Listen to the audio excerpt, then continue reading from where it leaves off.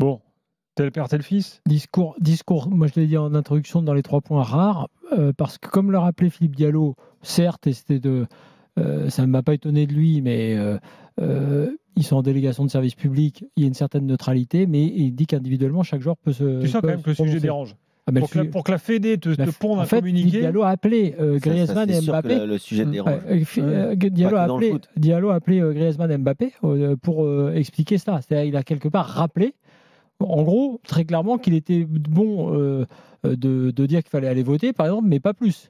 Alors que Thuram, lui, dit clairement à la fin de son intervention, c'est bien de dire qu'il faut aller voter, mais ça ne suffit pas. Voilà. Alors ça, après, ça n'appartient qu'à lui. Moi, je ne dis pas que tous les autres doivent se prononcer. Je dis juste que ce qu'a fait Marcus Thuram est un acte en pleine compétition, devant les micros, et alors qu'on se plaint souvent que tout le monde se planque. Personne n'est obligé de le faire, mais le fait qu'il l'ait fait est quelque chose de très courageux de sa part, quelle que soit l'opinion qu'il a à défendre. Après, là où ça m'a étonné... Il met un peu tout le monde dans la sauce, d'ailleurs. Il a dit, je pense que tout le monde pense comme moi. Bon, Dembélé, on l'avait compris aussi. Enfin, ça, pour le coup, chacun a le droit de voter pour qui il veut et de penser ce qu'il pense. En revanche, moi, je parle juste de la prise de position. C'est suffisamment rare, tu le sais, quand on pose une question en conférence de presse, notamment avec l'équipe de France, d'avoir une réponse aussi claire et aussi nette. C'est pas simple derrière d'assumer tout ça. Parce que je peux te dire que Marcus Thuram, il va en entendre des vertes et des pas mûres. Et il l'a fait. Donc, je dis juste que c'est un acte courageux. Peu importe le message, je dis juste que le fait de le faire est un acte courageux. Alors, tu dis ça. On a observé les réactions sur les réseaux sociaux suite aux déclarations de Thuram. Et effectivement, il y a des choses étonnantes, Kevin.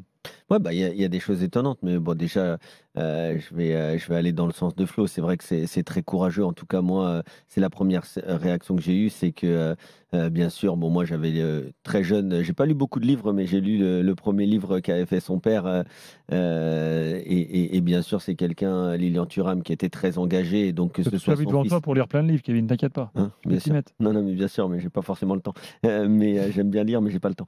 Et donc un quart d'heure le soir au lit, tranquille. Ouais, c'est pas mal. Je vais essayer de le faire. C'est le meilleur moyen pour bien dormir, de lire. Ouais, mais je sais. Tu poses ton téléphone. Ouais. En général, sur mon téléphone, je lis, hein, mais la lumière bleue, c'est pas bon. La lumière bleue est pas bonne. Donc, en gros, tout ça pour dire que Lilian Thuram, c'est quelqu'un qui a toujours été très engagé, et donc que son fils ou que ses fils le soient également, ça ne me surprend pas du tout. Et en tout cas, être si jeune et être un footballeur de l'équipe de France et avoir une prise de position aussi claire, je trouve que c'est à saluer. Après, il y en a qui ne seront pas d'accord, il y en a qui seront d'accord.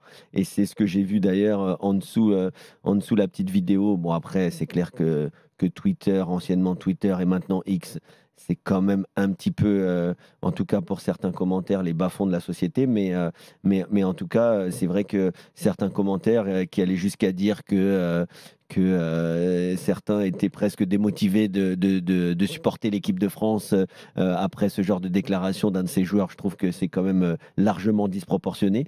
Autant chacun a le droit de voter pour qui il veut, autant chaque joueur a le droit de dire ce qu'il a envie de dire, tant que c'est dans le respect de chacun. Et puis ensuite, moi, il y a quelque chose que j'ai bien aimé de la part de la Fédération française, c'est la photo d'équipe. La photo d'équipe cette semaine, d'ailleurs, que j'ai retweetée. Et avec cette phrase, l'équipe de France, c'est l'équipe de toute la France.